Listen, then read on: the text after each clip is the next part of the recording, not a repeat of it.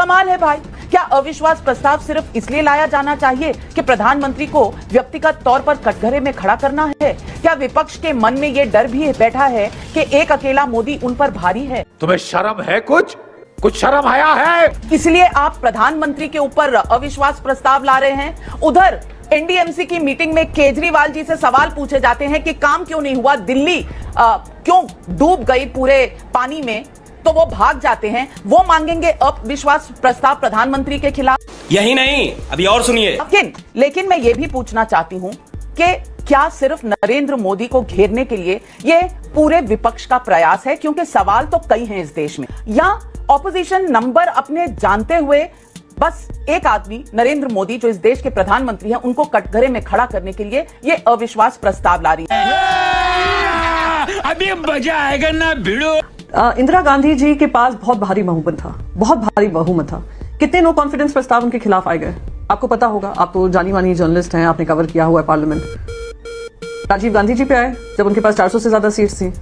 ये हार जीत की नोटिस नहीं है, ये वो नोटिस है जहां पर खुद प्रधानमंत्री को अपने आप पे कॉन्फिडेंस नहीं रह गया है कि वो मणिपुर के बारे में चर्चा कर सकते हैं। अगर हमारे प्रधानमंत्री इतने हाजिर जवाब हैं, इतने सब जगह सारी दुनिया के पार्लियामेंट्स को संबोधित करते हैं, अपने देश के पार्लियामेंट को संबोधित कर लें। ये तो उनको बस जिम्मेदारी याद दिला रहे हैं। आप लोग सब क्यों तिल मिला रहे हैं, मुझे समझ में नहीं आ रहा है। अब सिर्फ रह गया है कि किस तरह से विपक्ष अपना पावर दिखाए और दूसरी तरफ नरेंद्र मोदी को किस तरह से कटघरे में डाले। मणिपुर की कौन बात कर रहा है यार? आपका पिकनिक में पूरा बीजेपी पूरा भाषण सुना और मुझे अंदाज हो गया कि आप क्या चाहती हैं। मणिपुर जैसी घटना को आपने इतना लाइटली ले लिया। बहन बेटियों की इज्जत का सवाल है, पूरे दुनिया में बदनामी हो गई। शायद पिछले 100 साल में अगर आप हिस्ट्री उठा के देखेंगे तो ऐसी बर्बरता कहीं नहीं होगी। आज ही एक वीडियो वायरल हुआ है मेरठ का, एक निर्वस्त्र बेटी परेशान है, उसका रेप हुआ और किस तरह से उसको खींच के ले गए। आपके संज्ञान में है सब बातें, लेकिन आप नहीं बताएंगी। इस तरह से पत्रकारिता हमारे देश की किस जगह जा रही है, हमें इसकी बहुत चिंता है। आते लेकिन नवल किशोर जी मैं आपसे पूछना चाहती हूं, आप तो लोकतंत्र में बहुत विश्वास रखते हैं और आप ही की पार्टी ने मिलकर ये 26 पार्टियों को इकट्ठे लाने का काम किया है, INDIA बनाया है। आज मैं पूछ रही हूं बिहार में क्या हालत है? कटिहार में वहां पर लोग बिजली के लिए अगर प्रदर्शन करें तो गोली चल जाती है, लोगों को मार दिया जाता है। जहां पर शराब बंद है वहां पर शराब के नशे में लोग मरते हैं, रोज आए दिन मरते हैं। पर यह सवाल नहीं उठने चाहिए, क्योंकि यह सवाल उठाने से कहीं ना कहीं आप कहेंगे कि राजनीति हो रही है। नवल किशोर जी, आज आप ही बता दीजिए लोकतंत्र किस तरह से जिंदा है बिहार में और क्या बिहार के सवाल नहीं उठने चाहिए?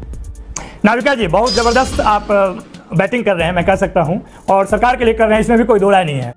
गजब बेइज्जती है।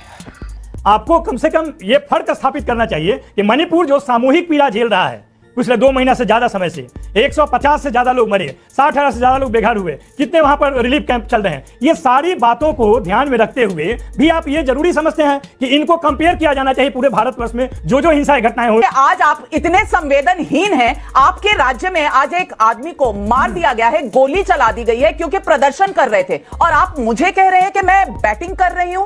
मैं बैटिंग करूंगी, जनता माफ नहीं करेगी। और आज के मणिपुर हमें दिखता है, अच्छी बात है, हमें उठाना चाहिए, लेकिन बाकी हमें नहीं दिखना चाहिए। जो इस देश में हो रहा है उस पर एक भी किसी विपक्षी पार्टी से कोई भी टिप्पणी नहीं होनी चाहिए। बंगाल में भी तो 52 लोग मरे थे ना, राजस्थान इस देश का रेप कैपिटल है ना, तो क्या मैं फैक्ट्स नहीं बोल रही हूँ? नविका जी, नहीं, आप हमेशा फैक्ट्स पे बात करती हैं, तो इसीलिए मैं थोड़े 2-3 फैक्ट्स और बताने की जरूरत है। मैं आपसे पूछना चाहूंगी नाविका जी, टाइम्स नाउ नवभारत ने सुशांत सिंह राजपूत पे कितनी डिबेट्स की थी? करीब 50 से ज्यादा, 100 से ज्यादा। मैं आपसे बस एक सवाल, बहुत इंपॉर्टेंट सवाल है। आपने अभी खुद ही एसटी हसन जी के जवाब को कटाक्ष करते हुए कहा कि आपके घर में भी बहू बेटी हैं। आप पिछले 5 दिन से इस पे चर्चा कर रही हैं मणिपुर पे, पर मैं आपसे पूछना चाहती हूँ नाविका जी, 80 दिन से ऊपर हिंसक घटनाएं हो रही हैं, उससे पहले कितनी डिबेट्स हुई? चलिए वो छोड़िए, मैं पूछना चाहती हूँ बृजभूषण सिंह पे, आपकी ही एक न्यूज रिपोर्टर हैं, बृजभूषण सिंह ने उनके साथ किस तरीके से व्यवहार किया था? मैंने उस दिन आपको एंकरिंग करते हुए नहीं देखा था। सिंपल सवाल पूछ रही हूँ, आपको कुछ तो डिफरेंस लगता होगा ना, crimes against women, rising crimes against women versus organised mob violence against women. Manipur किस श्रेणी में आ रहा है? मैम 80 दिन से ऊपर हो चुके हैं, हजारों की तादाद में महिलाएं रिलीफ कैंप्स में रह रही हैं, 150 से ज्यादा परिवार उजड़े हैं क्योंकि वहां पे उनके कत्लेआम हुआ है, हजारों की संख्या में घर जलाए डाले गए हैं।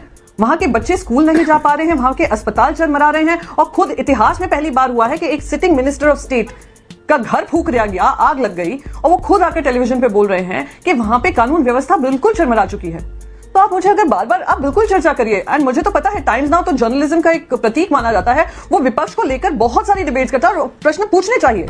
आपने 2014 से पहले आपने कितने सवाल दागे होंगे यूपीए की सरकार पे, दिन रात आपने डिबेट की।